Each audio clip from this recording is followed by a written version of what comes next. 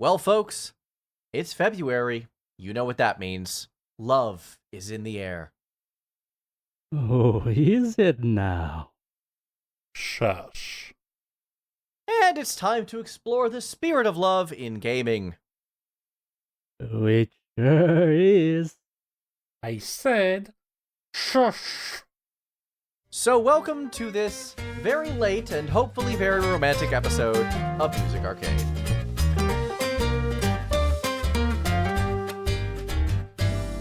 Hello everyone, I'm Galen the Sound Guy Firestone. I'm Ronicle, single. I don't have a third part. And I'm Eddie, and I'm here to kill the mood for everyone today. So, yeah, we're recording this at the very tail end of February, and There was a bit of a delay. there was a bit of a delay. Technical issues last week. Not to mention trying to put together an episode in 12 hours notice was probably not the healthiest, so having the extra week to get our minds in the right place was pretty helpful. That said, I will like to note that it was really hard for me to find some songs for this. It's not just the joke of I am a goth, because I am not a JRPG fan, as we know.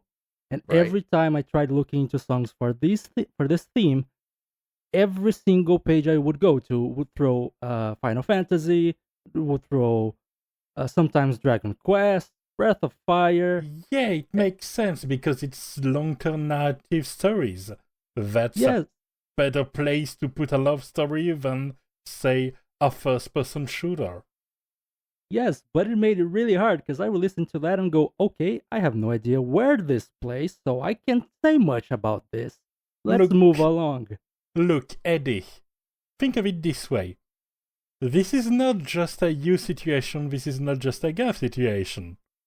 This is three single guys talking about love. I would like to point out that I feel like I had some pretty good ideas pretty quickly, so it is very possible to find this. The problem is more of caring enough. Like, I know, doesn't Baldur's Gate 3 have a romance side quest? I remember saying there was like a date night mod or something you could do. It has, but as far as I know, there are no like songs specific to those romances. Yeah, I guess, I don't know. Sorry, my headset is just giving me problems here for some reason.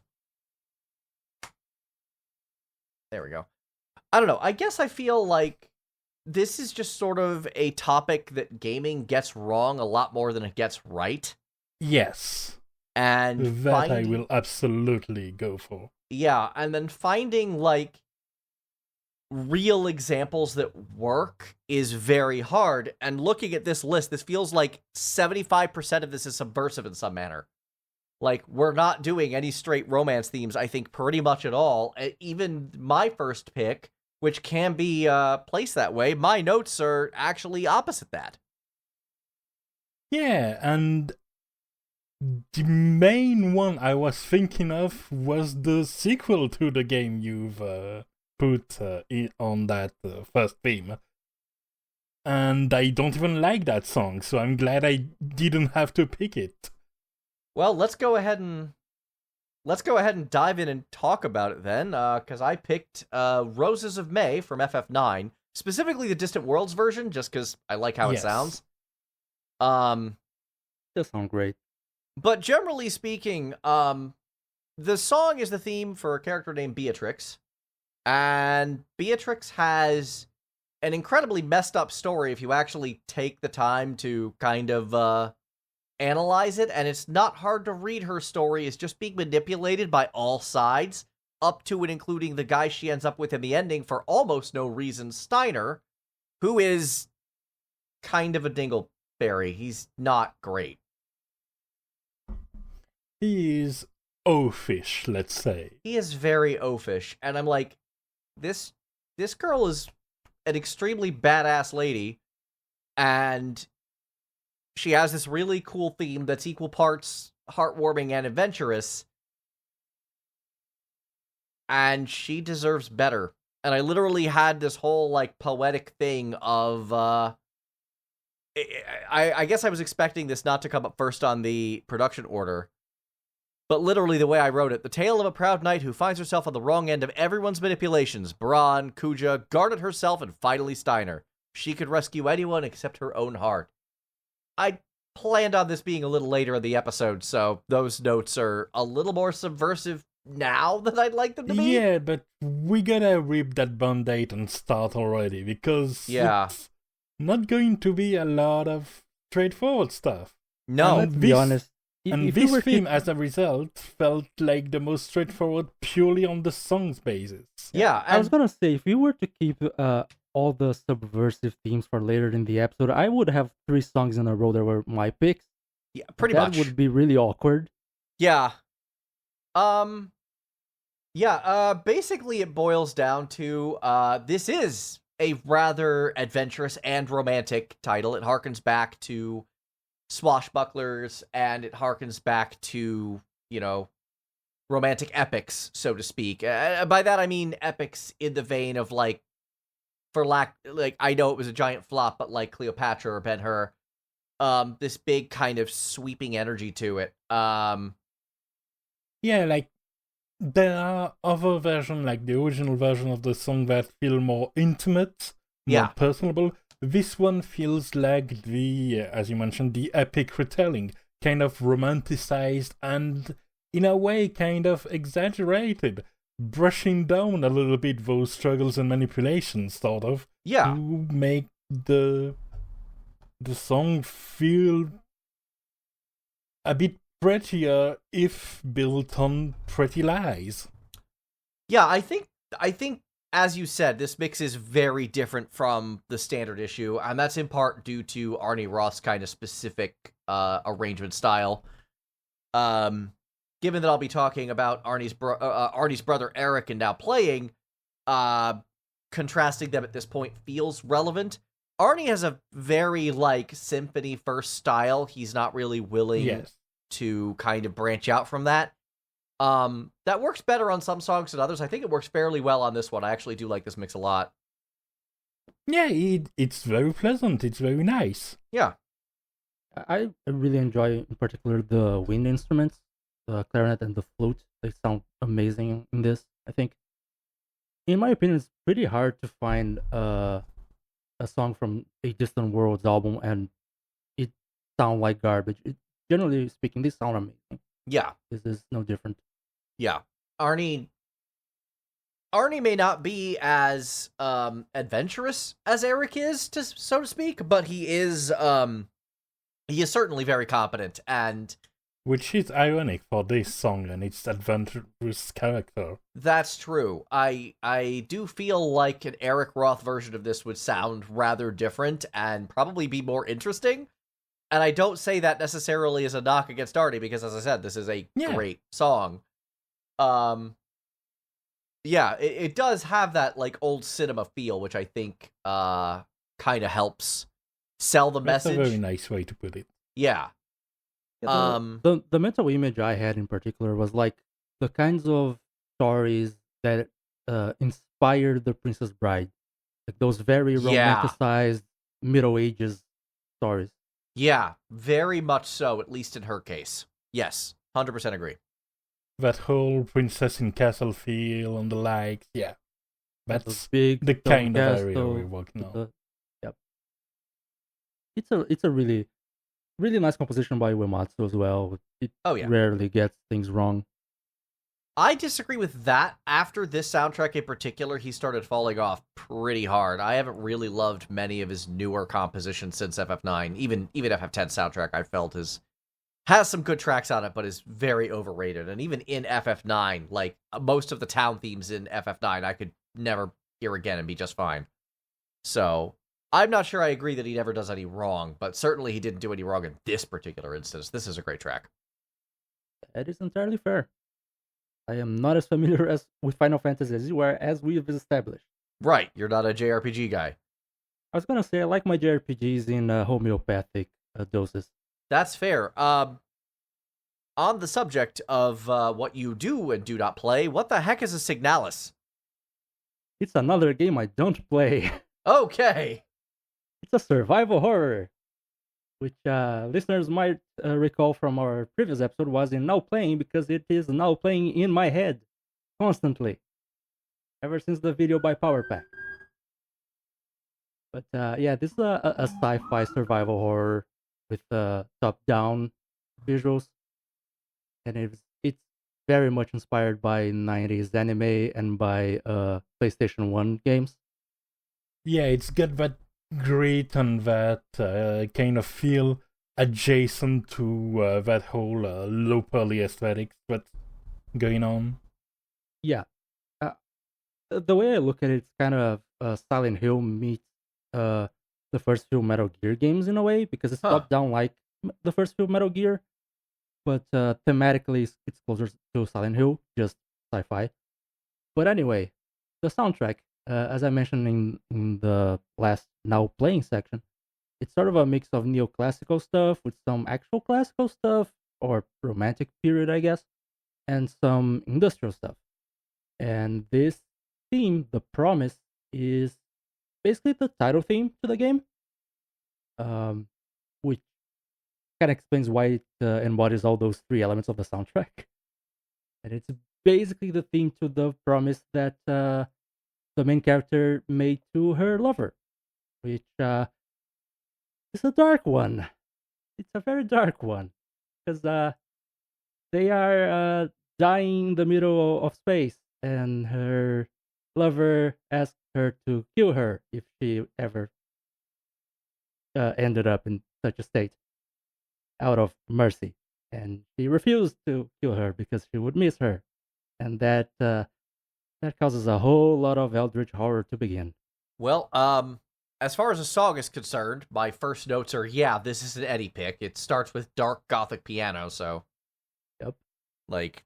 Yes, it is very much somber. It does have this more stripped down piano thing that I was talking on for the original Roses of May. So there is this feeling of something intimate going on still, but not something happy. Yeah. Again, I haven't actually played the game myself. I am still unsure whether I will, because it is survival horror and my anxiety hates that. But at least from what I've seen of people who have played it, and in particular, again, Power Pack's video on it, it is very much sort of a love story distorted by the fact that one of them is dying and yet capable, just kind of capable of manipulating space around her. And so her dying causes all the horror of the game. And you can kind of feel that with the industrial elements in the song, in my opinion. Because it kind of comes off as a... If you just listen to the piano in particular in this song, it is a very impactful, and it's kind of has that vibe of a beautiful romantic relationship that is ending because of a death. But there's no other way of putting it. Right. But so what you mean is that it's a mourning theme more than a love theme, huh? A bit of both. It is. One thing that I also noted is that it feels like the reverb of the lone piano notes is kind of emphasized, which ties into some of the imagery in the game of things echoing in time for reasons that I will not explain. I don't know. I only grazed this game peripherically. Yeah, I probably already... Yeah, that word. Thank you. Yeah, I probably already spoiled things that I probably shouldn't have, but... Yeah, but without context, it's cool. This is a hard game to explain without going to spoilers. Well, then stop. We're talking about the music, not the game itself, as much as possible. Yeah, but I really enjoyed the juxtaposition of the more abrasive synth with the very pretty pianos. Right. I think it creates a very all-encompassing image of what you're about to get yourself into, because this is the title theme. This plays very early in the game as the title sequence. Yeah, it's a powerful piece of music despite how stripped down it is. I without knowing much about the game, it's selling a dark and foreboding atmosphere for sure. And it's doing things right. If you who don't know much about the game at all got that vibe, but yeah, I think it's fair to say that considering my known love for this kind of song, I think everyone now understands why I said this game was living rent free in my brain last time. All right, well, I guess we go for dark and foreboding love of space to love of farming? Love around farming. Yeah, this is a bit of a contrast, this one for sure. Yeah. We Talk are about talking mood about whiplash. Yep. We are talking about the romance theme from Stories of Seasons. I wanted something straightforwardly romantic for this episode, because I knew I couldn't count on you two for that. Hey, I picked at least one actual straightforward one. I can protest. You know me too well. But yeah, that one, it's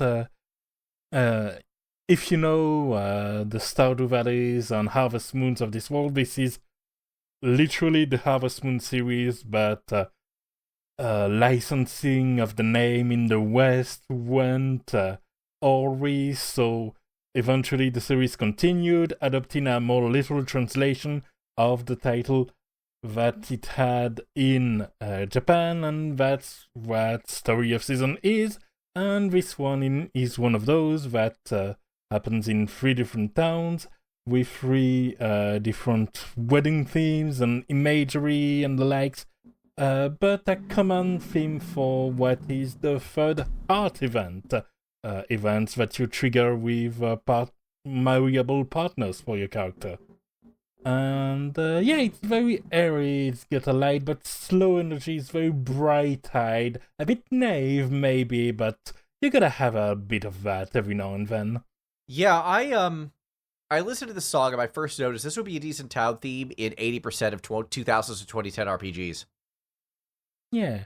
I think this game was on the either DS or 3DS, so this is in that era. From what I've seen on the 3DS, which kind of explains the sound font. I'm not a huge fan of this sound font. Yes. Yeah, but, I mean... It is the 3DS. Yeah. Very much so. And the fact that it's 3DS explains why there's 3 towns. Yeah. It all ties up together. It wasn't an early 3DS title. I didn't look into that, because the early ones really, like... The early DS titles forced the DS acronym on the game's name, and the early 3DS titles forced the number 3 in the game's name. Looking at you, Dream Job Distance. Yep. I forgot about that. Literally 3Ds. Uh-huh. Yeah. But this one doesn't go that far. It's just a tree of towns. And yeah, it's from my understanding, because I haven't played it personally, you alternate, like, you don't choose a town and live there forever, kinda. You go among the 3 in a way that is hopefully a little bit more manageable than what Sunhaven does with its 3 towns, where it gets overwhelming quickly. This one looks a little more composed and manageable, and down to earth, which the song itself reflects, because for all its focus on the happy romantic event, kind of the not quite honeymoon phase, but we're getting there, there's also this rural undertone, with the accordion in particular helping establish that a lot. Yeah, it has to me like the vibe of just a pleasant spring afternoon or something. Exactly. I think I Though would I have preferred... cannot place it in a season specifically, because the seasons actually matter. Yeah. It is a story of seasons after all. Yeah, it is a farming game where they matter a lot. But it's I think all I have to say about it is I would have like this more, I think, if it had live instruments, because I don't like the sound fonts, No, I'm particularly sure. on the accordion. And the accordion No, is the I'm main sure. instrument, Yeah. so that makes this I a rough listen for me. Yeah. wouldn't think it's the main instrument. It's more in the back. It's kind of backing for the higher pitched instrument, I think, Yeah, it's because there's a lot of high stuff to carry this feeling of lightness. yeah, it's very it is very light, it is very breezy. It doesn't sound very serious or very like it sounds like a very different version of romantic than where my brain goes. Let me put it that way. Yeah, exactly. It's the kind of illustrated situation where any problems that might happen on the way, any question that might need solving along this situation, they are not on anyone's brains right now. Now it's just time to enjoy the moment. Which is nice. That's nice. Yeah, It's sort of it's nice romantic to have in that that. every now and then. Yeah, it's romantic more in that vibe of an actual romantic relationship leading to both people who are involved in it feeling calmer and pleasant, like just enjoying Yeah. the time. Two people loving each other, you know. In a safe for work way, let's say. Yes. Well, yes. But yeah, It does have this kind of almost cartoonish feel to it. it is Harvest Well, Moon more- after all. Yes. But yeah, I enjoy the song, but I really wish it had a different sound font or live instruments. Is all I have to say, really. Well, let's move on to some live instruments then. Okay, so before I talk about this song, I actually need to talk about the process of finding this song, which was not what I thought it was going to be. Everyone get your drinks ready, because we're about to talk about our favorite-ish subject, and that is video games live. Specifically, one of their many just released CDs had a song that directly credited Inon Zur, and the song was called High Elf, which I believed was from Dragon Age. It sounded like his work on Dragon Age. It, was a really great song. And I'm like, oh, that's from this sequence. That's this song, right? Turns out it's not. That would make sense. Yeah, it turns out it's not. It's from Terra, the RPG. Ah. The MMORPG. Yeah. Which I did play, and I did not realize until I looked this up last week that Inon Zur did the soundtrack on, so that's cool. No. Didn't know that either. Yeah. Me neither. I liked at least one song from that game, so that's a good thing. Honestly, too, recently I mostly knew of him because of the Fallout games. It's nice to see that he's been around for a while. Oh, yeah. Well, I mean, I would argue his magnum opus is actually Dragon Age Origins, which is the game we're talking about, and specifically the song that I thought I was listening to this whole time, Lelianna's song, which is about, yes, one of the love interests, but also one of the more interesting characters in the game. Or at least in the first game. Apparently in later games they kind of messed her up. I haven't played anything after the first one, so I couldn't tell you.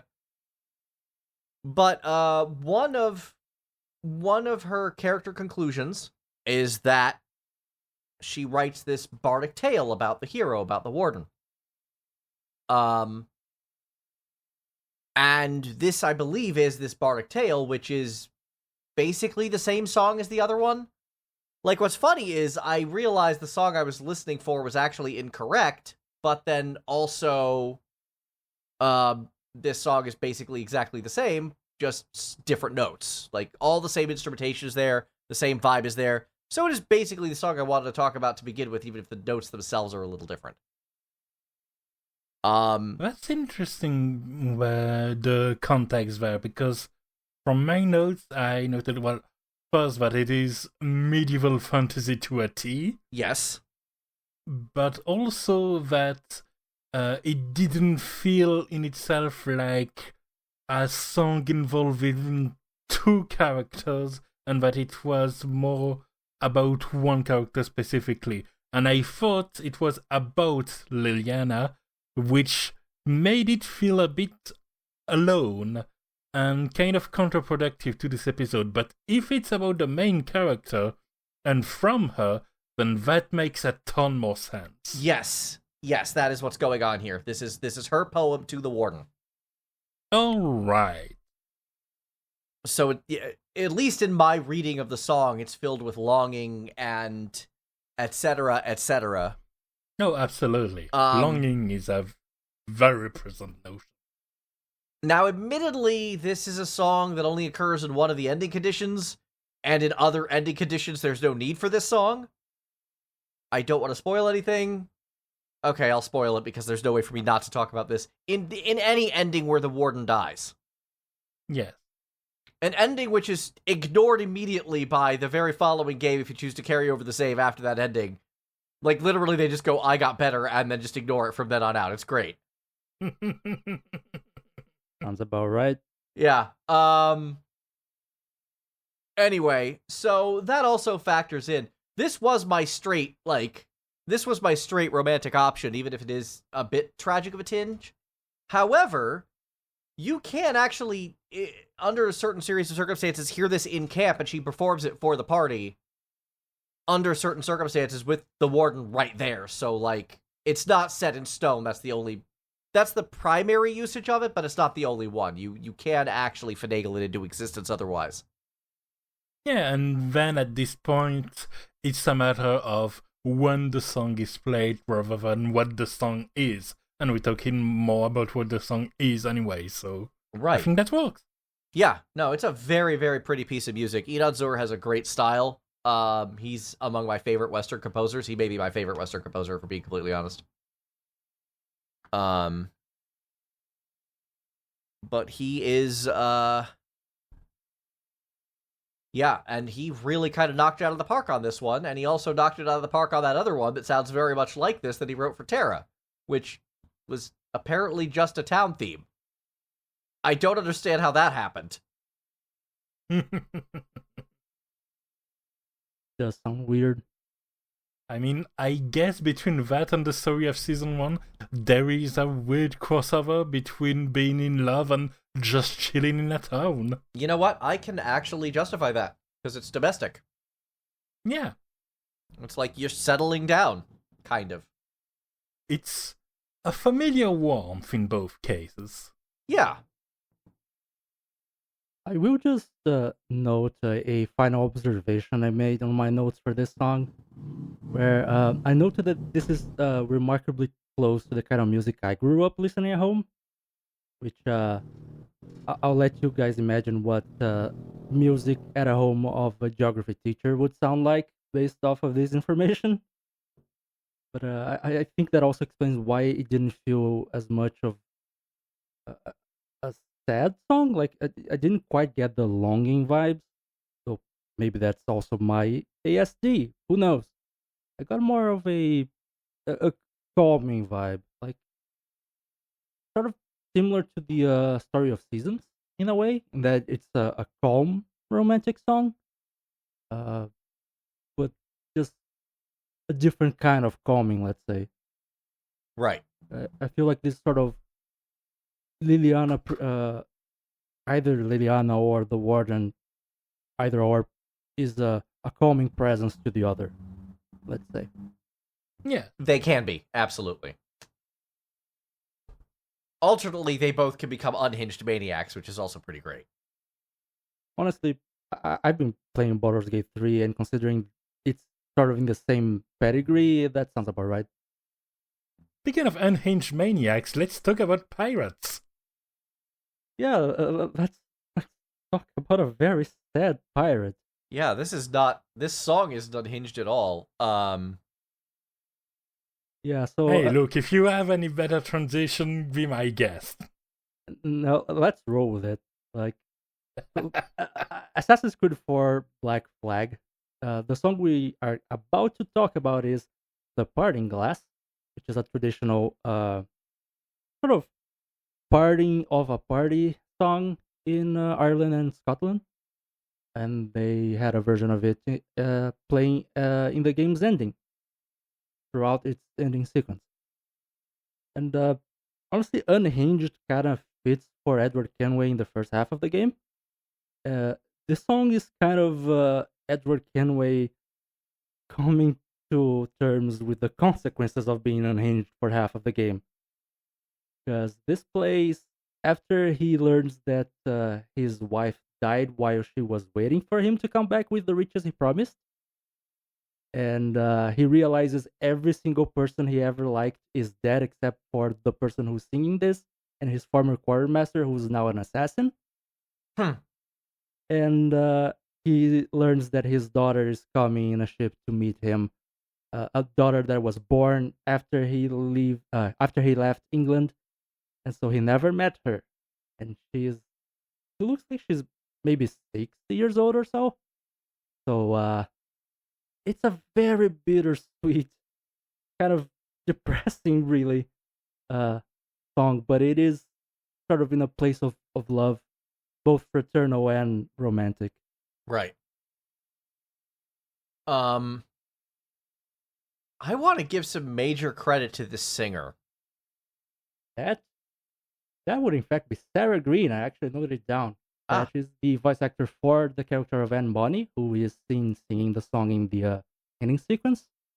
It's not in the official soundtrack albums. There might have been something to do with the contract. Who knows? But yeah, that's Sarah Greene, who is both an actress and a singer, and she's the voice of the character singing. Clearly. I just want to say she is very good at sounding unprofessional, and that sounds backwards. But No, it's very difficult once you know your stuff to sound like a talented amateur. I think there's even a Picasso quote about that. Like it takes some years to learn to paint like a master. It takes way longer to learn to paint like a child. Absolutely. Yep. A good example of this, and this is going to sound like a non sequitur, but I will come back to it, is the show Orphan Black, starring Tatiana Maslany. And one of her many characters that she played over that was in a play.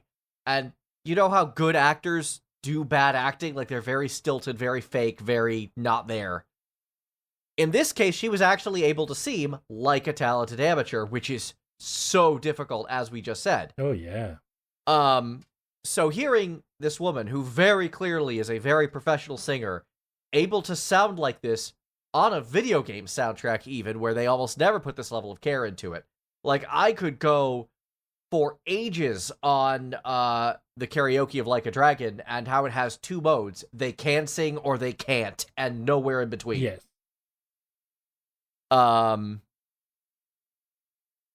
Like, this is actually very impressive to me.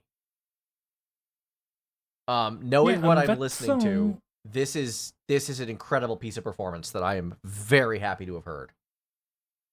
Yeah, and the way that song is not only sung, but also the few instruments that are around, it really makes it feel like the band is just right there to your left. Yeah. I think it's very close by and very personal like that. I think something that also... Now there's a biker here. They're migrating. They're migrating for the winter. I don't know how they got from Hawaii to here so quickly, but hey. Magic. Very fast bikes. Like, literally magic just to piss us off. Pretty much. Something that also impresses me in this song is learning through an actual tweet by the lead developer for Assassin's Creed 4 that this wasn't necessarily always part of the plan to end the game with this song. Another biker, goddamn it. Yeah. Yep, we heard that. You'll have to. It's a fucking loud one. I wouldn't know what that's like, now would I? No, you wouldn't. I think the bastard's gone. But supposedly, according to a tweet by the lead developer behind the Assassin's Creed 4 Black Flag, it sounds like the song wasn't always meant to be in the game.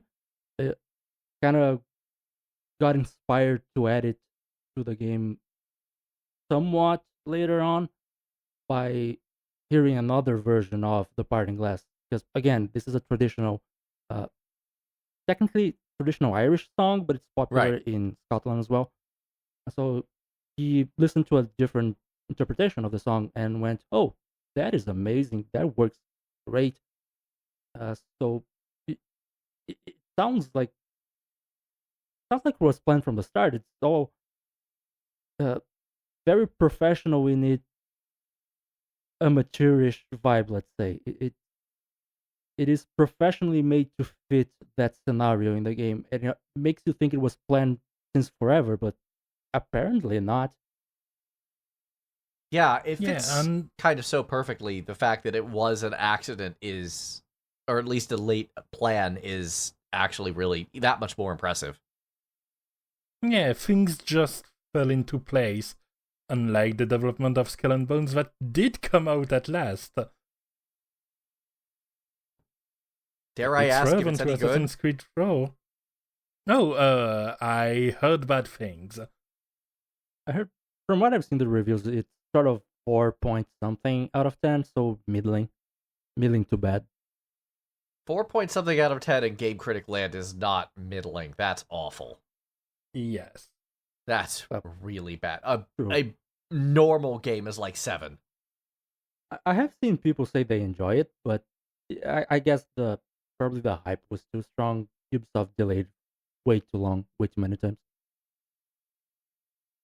Meanwhile, And Black Flag really, still holds up. what better song to illustrate it that one like The Parting Glass that is full of regret yet still marching on. That is one of the harshest things you've ever said, which is incredible. I strive to outdo myself. I cannot argue with that. Yeah, as I noted here, I don't think the original folk song is this sad because again, people sing it together when they're ending a party. But this version sure Yeah, is. yeah, like this is not the version where you're with a dozen very drunk people. Yeah, like the title of the song is literal. It's the parting glass, as in the final glass of whatever you're drinking. It is a parting Yeah, glass before the it's party it's disperses. the parting glass, as in the Irish bar that was just down my hotel on my last trip, which was named the Parting Glass. Love it. That's fitting. My city has an Irish pub where the name is Scottish, Old McGallagher. I hate that so much. You want to know what gets really crazy? In Los Angeles, there is a shocking amount of places that are Irish Mexican. Sorry, Huh. I think my brain got a blue screen of death for a Yeah. moment there. Yeah, this took a moment to figure out how the places would work together. Like, are the taco shells greens? Tacos and whiskey? Yeah, basically what Eddie said. It's a case of like Mexican food, but Irish style drinks and Irish/Mexican decor. They are weird. I'm not a drinker, Sounds so weird. I don't really partake. And usually, if I want a Mexican food, it's Los Angeles. There's a million and one better places. That said, I could use a decent Irish or a decent Mexican place where I live now. So you know, Yeah.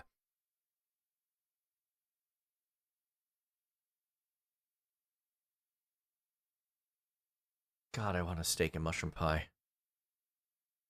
But if we are talking about the joys and the daily life of people, we can move on to the next song then. Sure enough, With and this Signs is of Love. Yeah, this is a pretty obvious choice. I mean, love is right there in the name, It right? is. Definitely. You don't have to overthink it. No, you don't. So I'll just say I think Persona 4 is probably my favorite Persona soundtrack. Mm-hmm. There's some competition there. I really liked Innocent Sin 2 as well, very much. I think 4, much like it is in gameplay, has kind of the best balance between the two extremes that 3 and 5 gave us. Yeah, I'm not invested enough. Like, I haven't actually played to completion 3, and like I don't really have a good comparison point for how it feels once you're in game, which is the experience that I think is the most relevant for those comparisons. Fair enough.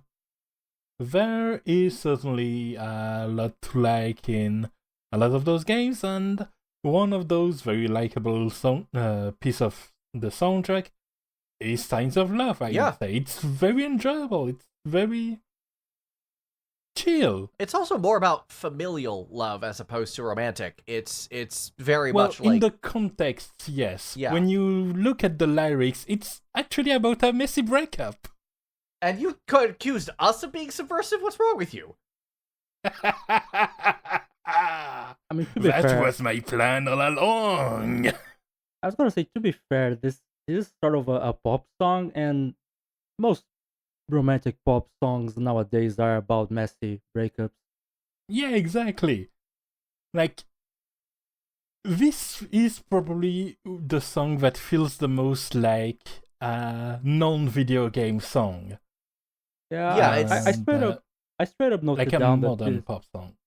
Yeah, I straight up noted down that this sounds like a well-produced and neat pop song about love to me, but it's not my kind of music. Yeah, it's a jazzy, funky J-pop track.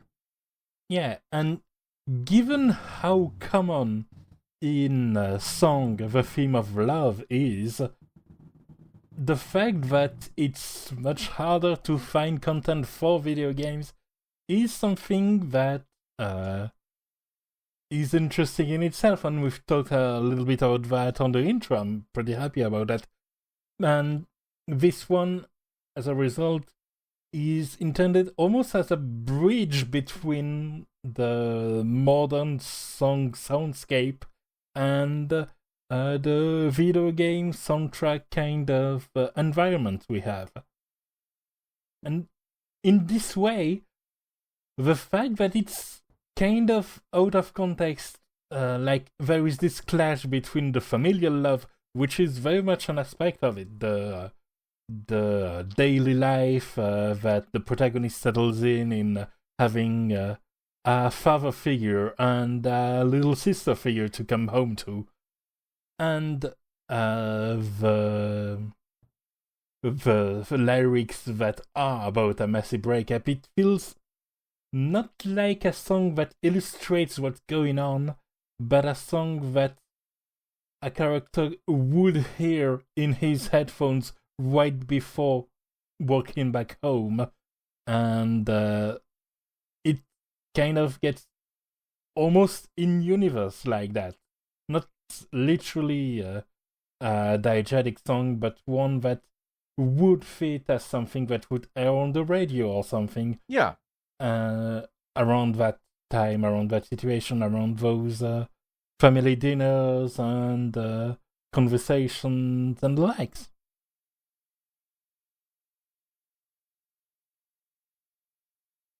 Yeah, it's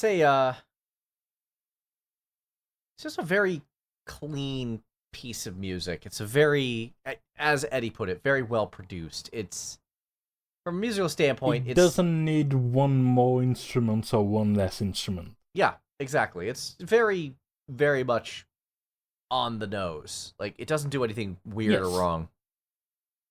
It was going for one thing, and it did that thing very nicely. Yeah. Exactly. It's just a shame that the thing it did is not a thing that I particularly enjoy, because, again, I am the token goth of the podcast, but I can't say it's a bad song by any means. You were saying, Rana? What, you don't like the idea of people breaking up and going, it's not you, it's me? When people go, it's definitely you. Yeah, I will admit I didn't pay any attention to the lyrics on this one, and I'm just going with song vibe at this point. I didn't really do that beforehand, but research is fun because of findings like that. Yeah, I gotta admit I didn't check the lyrics myself either. Again, weather, things have been a bit chaotic over here. Speaking of chaotic and expressions of pure unproblematic love, let's talk God of War 3. Emphasis on problematic. Okay, yes, No, emphasis on... unproblematic, I said, sarcastically. Yeah. Okay, so I actually need to talk about the lead up to this one first. Story time with Uncle Galen again. Story time with Uncle Galen. Okay, so for reasons known only to the universe, the franchise Prince of Persia has been on my mind lately, and there are 3 kind of big events, big in like extreme quotation marks, that kind of led me to that. First was some drama on Twitter about a patch that was released for the newest Prince of Persia game that Speedrun Twitter got very angry about and was ranting about. So that put Prince of Persia on my mind. Second, in the Discord, one of our regular contributors, Grizzly, aka Zevlin, posted that there was a sale on the whole, like, Sands of Time, and the new one they did that was actually really good, but no one played. Forgotten Sands? No, not Forgotten Sands. That one's part of Sands of Warrior Time. Within? Nope. It was that weird one with Nolan North, and it had nothing to do with Sands of Time. It's just Prince of Persia, that one. Yes. That one's better than people give it credit for, but no one played it. I played it, and I liked it. It's a good game. Anyway, that happened, and then finally, on the subject of Warrior Within, I was just dinking around on TV tropes and hit the random button, and Warrior Within came up. Yeah. And when this topic came up, I was reminded of just how awful the romance, quote-unquote, was in especially Warrior Within. So I thought for a second of putting that one on the list, and just more as a counterpoint of how not to do a video game romance. The problem is the Warrior Within soundtrack is 80% nu metal, specifically by the band Godsmack, and 20% bad background ambience. I had forgotten it was actually Godsmack. Good lord. Yeah, it was I Stand Alone by Godsmack, the same song they used for the Scorpion King soundtrack, I might add. So not only was Ubisoft like lazily licensing a track, they lazily licensed a track that was already used for something with similar aesthetics. And something bad, I might add. It's not a very good song in retrospect. And Scorpion King is... You have to like your cheese. Yeah, I was mostly referring to the Scorpion King, but that applies to the song as well. So that brings us to kind of an interesting situation where I'm like, okay, well, I want a song with this vibe of how not to do it. And then somehow I get reminded, wait a minute, wasn't there that one scene in God of War 3 where Aphrodite just distracts Kratos from his rampage by Snoo? And yeah, that's exactly what happened. And I'm like, that's a great immature thing to talk about right now. That is excellently mature. Yeah, it's so bad. It is so bad. Prior to the soft reboot, God of War was a very immature franchise. Let's be honest. It was just violence. I even noted down here, I know the franchise, I can't imagine what the area this plays in is actually like, but the song itself is pleasant. The song is nice. Cause I played the first 2 God of Wars. I didn't play the third one because I didn't have a PlayStation 3. I only had a PlayStation 2. I did because a friend of mine is in a major role in that game, so I played it for her sake. My friend Natalie voiced Pandora. But yeah, I can imagine. I can imagine. I haven't seen it, but I can imagine. I haven't played it myself, but I distinctly remember watching content and noting that Aphrodite never gets a death scene, so she's one of the few characters, of the few gods of the Greek pantheon that lives after God of War 3. Yep. Which is quite a feat. It is quite a feat. And it's done so entirely because they didn't want to kill the eye candy. Yeah. Sounds about right. This whole scene is a disaster? Like, it's just the worst? What, you don't like QTEs to a zoomed up flower pot that's shaking increasingly fast? This particular scene wasn't the flower pot, it was the 2 bathing girls they decided to focus on instead. The flower pot was from the first game, I think. Right. I think the flower pot was God of War 2, because I remember it. Or was it? Okay, maybe it was 2. I'm getting my God of War QTEs mixed up. Yeah, okay, I'm just, like, look, I'm pretty, like... I'm pretty open these days. Not really, but I'm more open than I used to be about letting my freak flag fly. The fact of the matter is, this one made me cringe even back then. This was like, this is the dumbest, most, why is this even here?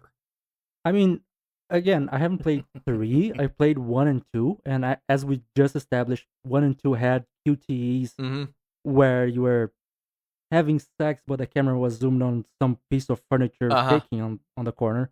And I was a teenager, and I still cringed.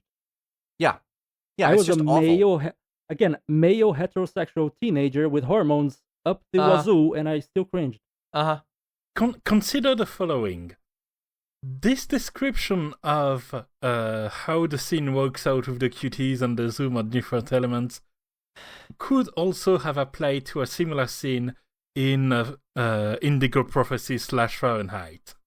The fact that you can draw a reasonable comparison with a David Cage game is condemnation as far as I'm concerned. Yeah, I'm like, if we're talking about David Cage, something has gone wrong here, I think. I'm gonna be honest, I'm starting to think David Cage is the third person for our drinking game. Really? Talarico, Sakuraba, and now David Cage keeps coming up. And here I figured it would be Jason Charles Miller or Mick Gordon. We have plenty of reasons to drink. Let's just put it that way. But anyway, to get back on the song itself. The song itself is, it's Greek-inspired. Gerard did a good job on this one. At least I think it was Gerard. The credit on YouTube was not entirely clear. But Gerard... I put in my note that it felt ancient sleazy. Ancient sleazy is a good way to put it. Yes. Yeah, it's atmospheric Greek-ish music, and yeah, it sounds good. Like, I don't have anything against the song itself. Mostly, this was meant as my, like, anger about how bad romance and sex writing in video games actually is, in a lot of cases. Yeah, like, a problem with finding good illustrations is to find good romance stories in video games. There aren't many. It got better recently, but there's still a lot of room to grow. There's still a lot of room to grow. Video games are still in that, like, weird category of, like, it's still, it still acts like it's mostly for nerds, even if it's for everybody now. And I don't think the writers or the developers or the people who feel strongly enough about games to get into development have ever gotten past that. Yeah. Also, I will say that this is an excellent pick to reflect that aspect while skirting along the fact that I wasn't allowed to bring up 18+ games. You're not allowed to bring up 18+ games because they're 18+, and this is supposed to be a family-friendly soundtrack. This is the spiciest we've gotten, and even then I'm like, is this really safe for work? Well, absolutely not, but they sold this game in Walmart, and that's a good enough litmus test for me. Exactly. Like, no, we're not... So, I appreciate that while the condition that I am joking about but fully understand is there, this is the closest we'll get. It is, and it's entirely a negative response to this because of just how immature and bad it is. I just appreciate I never played the game, so I can enjoy the song. Good for you. Like, there's nothing wrong with the song. Like, in a vacuum, the song's fine.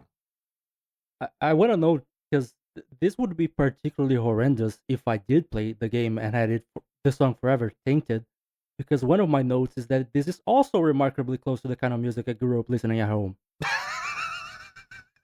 Well, I guess enjoy your harem atmospheres, then. Yeah, I guess, yeah. Also, you know what? Good on you. Yeah. As a quick aside, I just want to note that I found the composer for the song. It's technically this version of the song isn't on the soundtrack. This is an alternate version of a song called Lure of a Goddess, and the composer for that one was Jeff Rona. Okay, so it wasn't Gerard. Gerard did most of the soundtrack, but this was one of the ones he didn't. Welcome to game soundtracks. That's happened. It's only in FF14 where Masayoshi Soka takes over credits for things that absolutely aren't his. I'm a little annoyed by at least the soundtrack metadata of FF14. It bothers me. Yes. And that's all I have to say on that one. Let's talk about a much more serious historical epic game. Mythological Yeah. thing. Yeah. So, how about a dirge, everyone? Because we have Another one? But I'm already full! we have Helheim from Hellblade. Look, all I'm saying is that if we ever do a theme around death or mourning or something like that, you'd better bring the happiest, bubbliest, puppiest tracks ever to compensate for this episode. I'm gonna bring some Kirby themes. Yeah! Excellent. Now we're talking.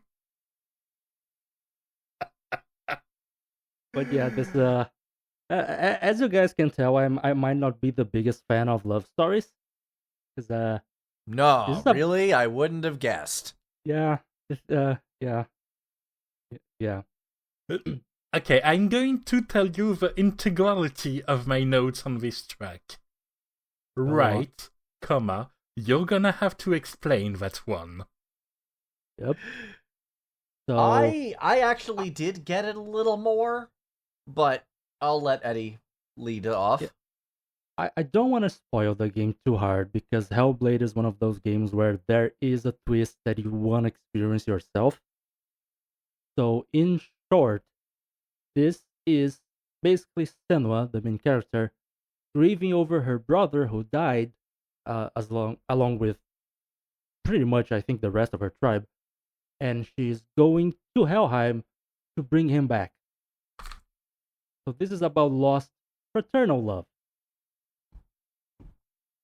and the grief that comes with that. Hence a dirge. I actually kind of wish the production order put this one closer to Lelianna's song because they actually cover a surprising amount of the same ground despite the tonal differences. Yeah, they're both very folksy like that. Yeah. To simplify it grossly. To simplify it very grossly. I do Compositionally, like they're to- nothing alike, but vibe is more alike than I think people would give it credit for without listening very actively. I do like to contrast Hellblade to God of War a little bit though, because God of War, like ignoring the let's say problematic parts of the first three God of Wars, uh, thematically, especially even in the soundtrack, it is sort of the it's basically what you expect from a Greek thing. Like Right. ignoring the sex stuff, it is what you the rest of the game is kind of what you expect from a story about Greek gods. If you are not expecting a Disney movie. Hellblade is a lot different in how it handles the source material.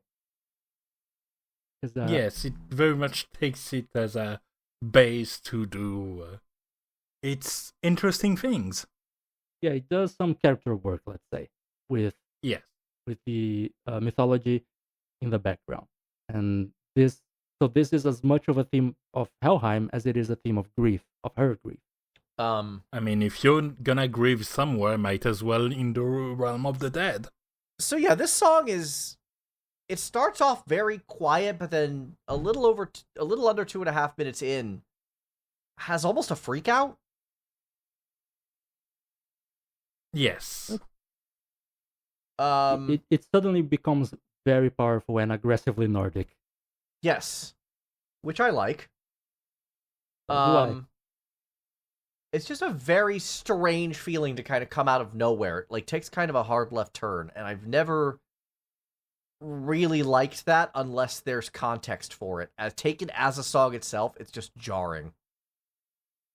I believe there's context, but I believe I'd be spoiling part of the fun of the game. I believe you. Fun in quotation marks, because this is not exactly a fun storyline. But yeah, there's a reason for that. I think it's fair to say. I don't know if when the song plays, the reason is already obvious, but there is a reason. Look, I'm doing my best to not spoil things because this is one of those games that like to get called a piece of art and actually deserve it. Yeah, again, all I have, I don't have the context for this, and maybe one day I'll play the game and we'll get the context, but for now, what I hear is, again, it's that hard left turn, which maybe it makes sense in a scoring capacity, but again, just to listen to it from the outside really throws me off. Like, I like the part before and I like the part after, but smashing them together just, it feels too whiplash for me. Yeah, like something isn't supposed to be there. Right, and if that is intentional, then maybe I'll get a chance to, explore that for myself and be able to reassess at that point. But for now, as it stands, I think each of its halves work very well, but together it's not sure what's trying to be said here. And on that note, I think it's fair to say this is available on the Game Pass, and Hellblade 2 will be available on the Game Pass on day one as well. So if anyone else, is curious as well, there you go. And you know what will never be on the Game Pass? Stuff from Nintendo. Correct. And you know when I'm looking at a game right now that I'm like, explain. Yeah, this was me going explain. Well, that's more of a funny finding than something that really represents my idea of romance. But given the two other tracks I brought in, I thought I would stray a bit from the path for this one. So we are talking about the version of Love theme from Mother 3 in Super Smash Bros. Ultimate, and the version of Love theme from Metal Gear Solid 4 in Super Mario Bros. Ultimate. Because I just find it incredibly funny that the same game took from two different franchises, one of which isn't even theirs really, two songs named Theme of Love or Love Theme, and turned what are actually very sad and tragic themes and made them all peppy and bouncy for their fighting games. Yeah, one of those themes really threw me off because I know the game it's from, obviously. I don't remember where it plays in the game it's from, but one of them, I believe, the Mother 3 theme, I believe, is from soon after a character death. Okay. And the one from Metal Gear Solid 4 is topped in its original by a narration about the horrors of war. Now, the way the Metal Gear one sounds, like, if you told me this song played at the ship battle at the very end where everything is popping off, I would believe you. Yes. So, honestly, the Metal Gear one kind of sounds really cool in Smash Ultimate. I enjoyed it. It's a cool song. It doesn't come off as a love theme on this version, but it sounds cool. It really doesn't. It doesn't really comes off as a love theme in the original either, honestly, but for very different reasons. Meanwhile, the Mother 3 theme, this one I've actually listened to the original, and by God, what have they done to it? Yeah, that's the case for both of those, and it's so weird that they've done that with a song with the same name twice. I mean, That the Metal Gear one at least sounds nice to me. I can't enjoy this version of the Mother 3 song. Yeah, the Mother 3 one, I said it sounds like the kind of song the band from Earthbound would play, Mother 2. Yeah, kinda. Those guys who are a parody of the Blues Brothers? Yeah. And it's so weird because they have so many songs that would fit the theme of a bustling nice city that's doing pretty well somehow. But no, they took one that was very not fitting and went, let's make it fit. Yeah, They did. I kind of get it for the Metal Gear one, but the Mother 3 just, as I was listening to it, my mind was conjuring that meme, stop, it's already dead. Also, shoutouts to Mother 3 being added like last week to the Nintendo online play service, but only in Japan. I was about to Because say, of course. like, that course. game has never managed to come west. Nope. I did play the fan translation, or at least part of it. I got So I did. bored after the first chapter. I'm just like, I have no interest in continuing this game. Well, Wow. I think that think we've bikers would agree. established. I think we've established without a shadow of a doubt that even outside of Like a Dragon JRPGs, we have different tolerances to slow early game pacing in those games. Very true. Because I had a good time. It wasn't actually the pacing. It was just the way the battle, like, even compared to Earthbound, I know it's basically the same system. It's just the way the battles felt. It just felt very... Oh, yeah. I don't know. I just, Bad. I'm dealing with an old-fashioned inventory system and old-fashioned battles, and I'm like, this is just not for me. I never really understood Earthbound. Like, everyone calls it this giant classic, and I'm just like, it's fine. It was a fine game. I didn't hate it, but, like... And I get it. Earthbound didn't really resonate with me. I had much more of a positive vibe with Mother 3, actually. Maybe one day I'll give it another shot. And if it doesn't gel, some things aren't for everyone. Yep. Sometimes it takes a lot of searching to find your one true love. Ba-doom. That's it. That's my conclusion. I don't think we're going to top that, folks. I think, with that, we should just go ahead and move on. Music Arcade, now playing.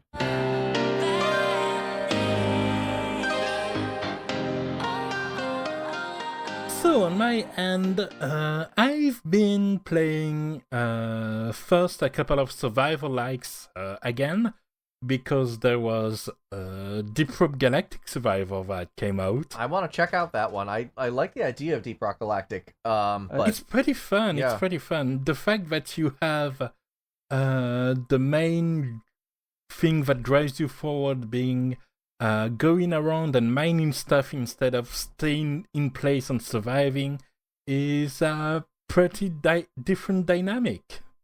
Yeah, I Anything- think I saw that on your status on Steam the other day, and I was wondering, like, because if I recall correctly, the name shows up as just Deep Rock Galactic Survivor, yeah. and I was Yes. wondering, is this a survival game and you are the survivor, or is this like Vampire Survivors? It's a Vampire Survivors, but in the Deep Rock Galactic universe and setting. Sounds like a Yes. neat idea. It looks It very is. cool. And given that I feel like I was cognizant and interested in Deep Rock Galactic a bit too late to really get into it, this is a nice way to enjoy some dwarf stuff solo. Yeah, I've been seriously considering getting it myself. Yeah, but music is nothing really to remark on, unlike Halls of Torment, which I also went back to a little bit, because it had an update that added a 5th stage at this point. Yay! I'm sure it still And, sounds like old Diablo and just very... Yes. Yeah. And it sounds and looks very well like old Diablo. It even has visual bugs of old games. Like if I don't run the game under certain parameters, the UI gets all glitchy. Nice. Very authentic in that way. And so aside from those two, I've been playing and continuing to play my gachas of choice. In particular, Honka Star Rail got its first new planet since launch, with Penacony, a former Penal Connolly turned into Disneyland, and also situated in a dream that's got an Art Nouveau aesthetic. So it's quite a lot at the same time, but so far they're making it work, in part because the overload is part of the experience. Is It's it weird that my mind went to Alcatraz and went, oh, that could actually work in real life?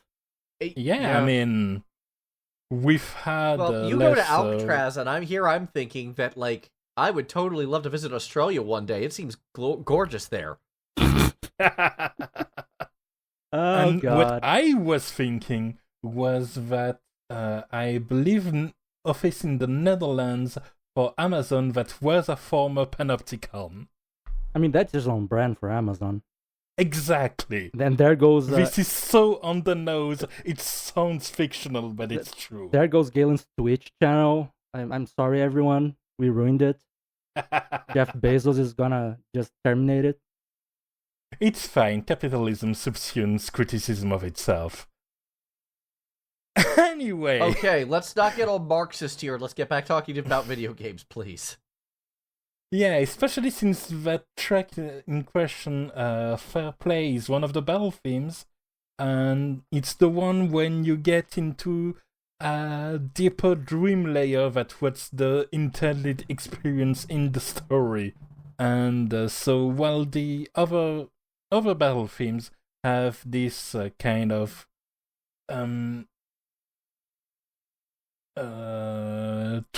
roaring 20s kind of enthusiasm to them, this one feels like it's in the distant background with some stoner rock in the foreground. And I like it a lot. It's a vibe. Yeah, that sounds like a really cool combination. It's one of my favorite battle themes. It does sound at the very least fun. Yeah. Like there's the guitar and very synth heavy part, and then there's the big band that comes up a bit late. It works really well. And then aside from that, some Last Epoch, also not really much to remark on the music, but I've managed to play it despite the servers having a lot of launch issues. Yeah, I've actually played that a little bit as well. I want to remark a little bit on the server issues. This is an indie game by a completely new studio. The core founders have admitted publicly they never had any formal experience in the gaming industry, and their first game reached a peak so far of over 200,000 people on Steam at the same time. They were very much love-bombed. Yep, there's a message from their official Discord where the lead dev says the numbers were very humbling. Yes. But yeah, I've played a little bit as well. I've talked about the game, I think, a few times before because of the beta. Yeah. And so I tried it out on the 1.0 release. There have been a few changes. I enjoy the first act. They change a lot, and they're using the main theme a lot more as a motif throughout the game, which is neat. But the soundtrack really isn't too much to write home about. Yeah, it's a nice game to click on enemies that die fast, and also you die fast. At least if you have my build currently, where sure I die in 2 hits at best if I don't do anything, but so do they. So Sounds like I'm just jumping around like a maniac, stacking 23 stacks of bleed in like 2 clicks. I'm gonna say, sounds like you're playing Rogue the way it was meant to be played, honestly. Yeah, exactly, as a 200 weapon user. No, really, that's because there is one skill that doesn't make sense with most of anything else the Rogue has, and of course, me being me, I was like, I want that. That sounds right. But yeah, I mean, there's no support for the build for now. I'm sure one of the patches in the future will give it some love, but for now, I'm happy doing my little off-kilter build, especially since it does kill things very fast. I mean, in the beta, I had a mage wielding a two-handed sword that I named Arthur fittingly, so, you know. Yeah. You're Apparently, there's a paladin build that just doesn't have a weapon. You just punch things with your legendary gloves. I think there's one for Rogue Zazov 1.0 as well.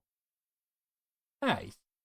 But anyway, before we get too in the weeds, transitioning to Galen's, because of course I've also played some Like a Dragon Infinite 12, and at this point I think I have my favorite theme that's pretty solidly identified, but I won't talk about that because it's from a fight that happens in chapter 12. And I just hit chapter 8? 8. Okay. Also, thing that was mentioned but had to be cut, but that will be re-mentioned there. YouTube Music and I assume Spotify have a soundtrack for the game.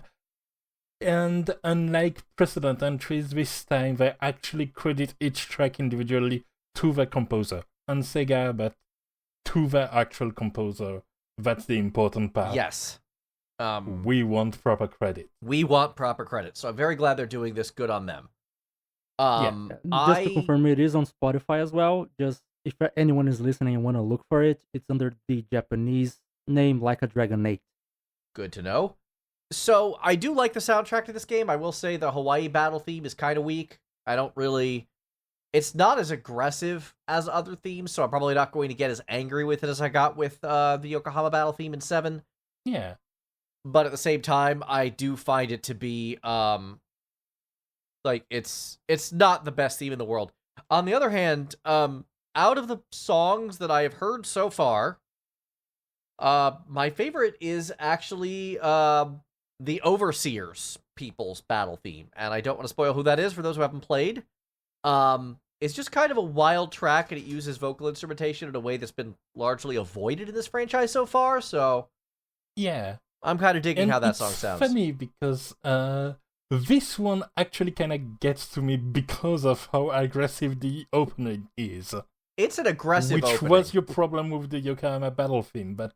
It was my problem... You do hear this one a lot more than the theme of the Minions of the Overseer. Yeah, that was my issue with Yokohama more than anything else. Like, in a vacuum, it's a fine song. I was just hearing way too much of it. The aggressive opening didn't help with that. Yeah. In this case, I've only heard it like 3 or 4 times grand total so far, and I don't think I'm going to hear it like every single like battle going forward, obviously. So that would be weird, wouldn't it? Well, I know for a fact it isn't, because I'm back in Yokohama, and I got a completely different battle music going on, so, you know. Yes, but I like to sow a little bit of lies and deception. I'm going to talk about this since you brought that up. So, there have been some class changes between 7 and 8, and Rena was in my Twitch stream last night as I'm playing this game, and we were talking about classes that have gone away, and one of the characters came in and joined the party along with someone else who was a boss in the prior game, and I'm looking at it like, haha, there she is, she beat you up with Champagne Splash, and Rana, you're like, yeah, too bad Champagne Splash isn't in the game anymore, because the class changed, and I'm like, yeah, it's kind of sad it's gone. So I checked this girl's class out, and it's a hybrid class between the two classes now, and guess what's right there? Champagne Splash, and I'm like, you dirty liar. My machinations went ahead unheeded. You did. If I'm going to not spoil a game, at least I'm going to have fun not spoiling. Correct. I would just say that as someone who isn't playing Yakuza / Like a Dragon, that sounds very on brand for Rana. Yeah. Yeah. But yeah, so far this soundtrack is, with 1 or 2 exceptions, very good. I think I like the soundtrack better overall so far than I do 7's, but obviously a more thorough comparison is forthcoming, and that's just my gut check at the moment. We'll see how that shakes out long term. Yeah. And the other game I'm playing is Against the Storm. Yeah. Which I finally got into. Randall's been trying to get me into that for a while. It took Potato McWhiskey's playthrough for me to really go, oh, I kind of get this now. I mean, that's one of his videos that got me into the game in the first place. Yeah. So Weirdly, I got into the game just by looking at it on Steam and going, that sounds like a neat mix. That's happened to me before. Yeah. I like this game for a lot of the same reasons I like Terraformers, which is to say, stages don't last forever. Yes. Yep. It's a game it's I can... nice to have city builders with an end. Yeah, I can pick it up and put it down. And that feels very good. I actually like that design concept a lot. As someone who grew up on SimCity 3000, by God, is it good to have an ending. Yeah, it's like a game like that, you just go for eternity. And it's like, that's cool, but now what do I do? Although having watched a review of SimCity 3000 recently, man, the sum of the tracks and sound effects are seared into my mind deeply. Well, I can imagine. In the case of Against the Storm... I'll send you the link. In the case of Against the Storm, the music is serviceable bordering on good. Nothing too memorable, but nothing I hate listening to. So Yeah. um, It's subtle. It gets into the background and gives hints even if you don't notice it. Like yeah. the fact that there is specifically a crack of thunder 30 seconds before the storm actually comes is just a nice, smooth, seamlessly integrated indicator of what's going on. Yeah, it's very nice. I'm just gonna assume that you guys already expect for me to say something like it's also remarkably close to the kind of music I grew up listening at home, because it is remarkably close to the Yep. kind of music I grew up listening at home. I guess I would take a drink, but I just finished my Gatorade. And I just finished my Capri Sun. So And I'm out of water for now. okay, well then I better Hydrated. hurry this along so we can actually get back to hydrating. Eddie, time for the list. Bring it on. So the games I've been playing haven't really changed much, and I've already talked about one of them. So instead of repeating myself, let's go talk about Steam Next Fest. Because Woo! yeah, last time we recorded, I think it had just begun, and it ended about a week and a half afterwards. And I've tried out a few games that were available for demos there.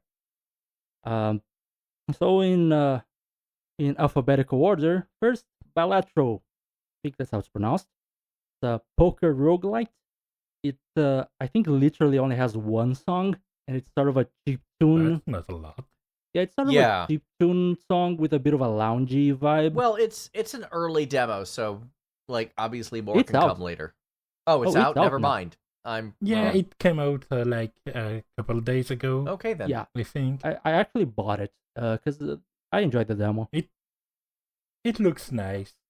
It's nice. I suck Like, at it. there was another deck builder that starts as a literal poker hand that I didn't quite gel with, but this one looks like it's having fun with the concept. Yeah, it goes for that vibe. It kind of puts the Joker card into like sort of a symbol of the game, because the Jokers are your passive in this roguelite. Right. Yeah, it's a fun game. I hope to eventually not suck at it because currently I am awful at this game. I've lost count of how many runs I've done. I've finished 2 of them. So that's a thing. Do I need to teach But- you how to actually play poker? I actually know how to play poker. I just suck at this game. I mean, I suck at poker as well, but I know how to play. But anyway, moving along, the next game, Cyber Manhunt New World, which is a sequel to Cyber Manhunt. It's a sort of detective game. Okay. In the original Cyber Manhunt, you are a hacker working for a big tech company. And in Cyber Manhunt New World, apparently you're an AI who might or might not be sentient. It's not clear in the demo. It's a neat game. Cool sort of detective mechanics. I just wish it wasn't holding your hand so hard in the first 2 missions and then letting you go on the third, which caused me to get stuck a bit for a moment. The soundtrack is basically what you would expect from this setting. It's technological yet detective-esque. It has a lot of pianos to add that sort of intrigue vibe. Okay. Also, it reuses a couple songs from the first game. I went on to buy the first game as well. Really enjoyable. I really want to see the full soundtrack available once the game comes out, because there's one track in particular with some strings that really, really caught my attention. Really enjoyed that one. Really nice melody. Excellent. Haven't heard of that game, so I don't have an opinion on that, but It does make me cringe every 5 minutes or so because it uses a lot of references to real life stuff for ease of understanding. So you have a search engine, so of course search engine is a reference to Google. You have a messaging app, and it's a reference to Skype. You have an email, and it's obviously a reference to Gmail. That sort of stuff kind of gets tiring after a while, but the actual gameplay loop is fun. Next up, Esoteric Ebb. It's It's a honestly cool quite- name. it's a cool name, and honestly, it's quite literally what if Disco Elysium, but in D&D. You literally have your ability scores talking amongst themselves in your mind, like in Disco Elysium. Mm-hmm. But you're not a detective. You are a cleric who apparently died and was brought back to life. And you literally have spell slots, and you can actually set your ability scores and your background. It's very D&D-esque. It's not set in an official D&D Interesting. setting, but it very much feels like it could fit in as, say, part of the setting for Baldur's Gate, the Forgotten Realms. It could very well work in that setting. The soundtrack is esoteric sounding. There isn't much for me to say there. Uh, it's fairly minimal from what I've heard on a demo, but the game seems promising. Uh, Next up, something that is not as promising: Godly Survivors. Just waiting for a bike. Yep. As you might imagine from the title, it's another of 1,000 Vampire Survivors clones around. Yep. I did not enjoy this one. They're still fun as a genre, so might as well crank them out. It is generally a very satisfying and fun genre. This game didn't do it for me at all. Ouch. The soundtrack is a mix of electronica with some orchestrated elements and some electric guitars for some reason. It doesn't match the setting, which is sort of dark fantasy-esque. The abilities are uninteresting visually. Most of them boil down to Orb of Light because it's a 3D engine, not sprite-based 2D like Vampire Survivors. I see. So it just comes off as uninteresting. The two things it has. Yeah, like Go on. Like, what does it bring? What makes it its own thing at this point? Yeah, I'd say the two things, maybe a third, are first, you don't choose your starting ability. You get one at random, as sort of a roulette. So you are on your toes from the get go. The second thing Uh-huh. is that it doesn't fully remove uh, the aiming part. You have some abilities that are based on where you're looking at, and where you're looking at is based on, at least the way I play, on where your mouse cursor is, because I play on mouse and keyboard. So it's a twin stick shooter where you don't have to press to shoot, but some abilities still are based on where your other stick is pointing to. It's weird. And the potential third thing that differentiates it a little is that it's going to have a co-op mode, but it's not available on the demo. So maybe in co-op it's a bit more fun because of the extra chaos. But as a single player game, I did not enjoy it. Mm-hmm. Got it. Next, Well then. yeah, do not recommend. Fair enough. Next, the game that I don't know if I can recommend because it looks really fun, but I can't play it. Islands of Insight, which was in our first episode of the year one of my I am excited and waiting for this game. Also, I think it came out in early access or something like 2 days ago. Yeah, it came out very soon after the Steam Next Fest ended. I haven't bought the final game because I am unsure whether it will run on my machine, on my rig, because the demo crashed with a lack of VRAM error. Oof. So either it doesn't support GPUs like mine anymore, or it's just very poorly optimized. I cannot tell. Yeah, I mean, that's one way the demo is useful as well. Just being able to run the game on that. Yeah. Annoyingly, I think they removed the demo after the full release. I think they removed it after Steam Next Fest ended. I don't think it's available anymore, which is annoying. But yeah, I might eventually give it a try again, but I'm not confident. At least not enough to actually spend money on it. And the last game I tried was Reus 2. I hope that's how it's pronounced, which is a sequel to, of course, Reus. It was an indie god game, as they call it. This one was the most obviously unfinished game of the ones I've tried, because there were occasionally strings of text were missing. You had some stuff that they were using like unfinished icons and such. It seems pretty fun. I haven't played the first Reus. It was always on my radar because I enjoy these god games, but I never played the first one. The second one is neat. I might get it when it's finished. But it was the most unfinished of the demos, but it is a demo for the next fest, so kind of expected. The soundtrack didn't really stick in my mind to the point I have forgotten what it was like, so I'm gonna go ahead and assume it's pleasant but not remarkable. So yeah, it was an interesting edition of the Steam Next Fest. As always, had some goods, has some bads, and I'm looking forward to at least 2 of these games. With Cyber Manhunt New World being one of them. I'm looking forward to the soundtrack as well. Some things to look forward to is good. Yep. Which reminds me, it was not part of Next Fest for obvious reason, namely that it doesn't come out on PC. But I also tested the demo of Unicorn Overlord. And while the title is a bit silly, the game is not only looking stellar, but very, like, it's even more ogre battle than I thought it was. Okay.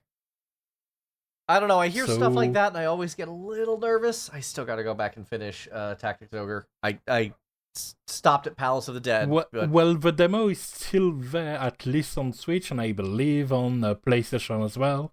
So, might give you a feel for how it plays, at least. Maybe, but did you say the game so far it's left a very good impression. Did you say the game isn't coming to PC?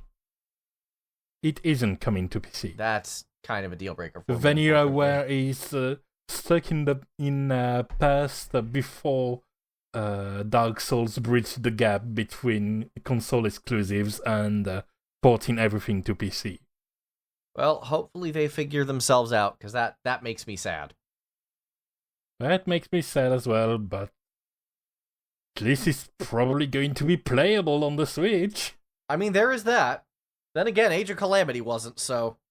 Yeah, but 13 Sentinel was. That's fair. I believe. So, there's reason to believe this won't be too much of an issue.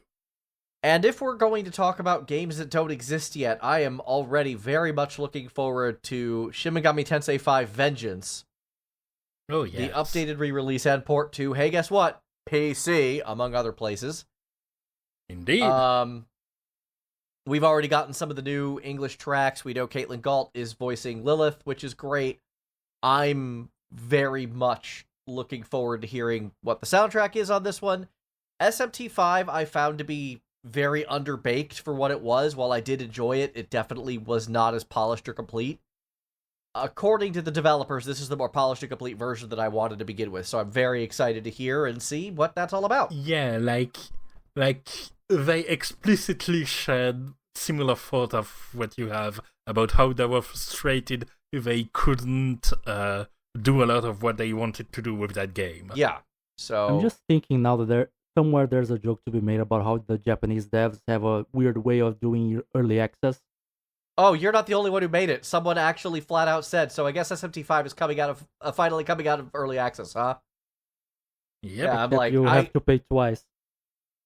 You know what? I don't mind. Believe it or not, I actually don't mind in this case, because if I gotta pay again, I bought Persona 5 twice. I'll buy this twice. I'll live. Fair enough. Yeah, especially since I think it doesn't launch at like 60 or 70 bucks. I don't know what the MSRP is at this point in time. Maybe... I hope not. Yeah. I don't think the original went for that. I think the original was 50. I think it started at 50. Yeah. So hopefully the updated re-release, if it's around there, that's still, like, from everything I'm hearing, It's like literally, they say it's literally doubling the length of the game, which if that's true, I'll pay another 50 for that. Yeah, like apparently you pick your branch at the start of the game, and then things go in wildly different directions. Yeah, at that point, it's basically like an old school expansion pack, like say Age of Empires 2 going to Age of Conquerors. At which point, full price is fair. Yeah, or maybe not full, but like for 60 bucks game, $40 full expansion or expand alone is the fair kind of price point that I tend to like. Same. Thank you everyone so much for tuning in. That's about all the time we have for this episode. You can always find us at the Discord or reach out to us at music.arcade.podcast@gmail.com. Is that right? Correct. Okay. It's been so long since I said it out loud that I forgot. Yeah. Please give us feedback. We'd love to hear from you. And as always, we will see you all for the next episode of Music Arcade. See ya. See you next time.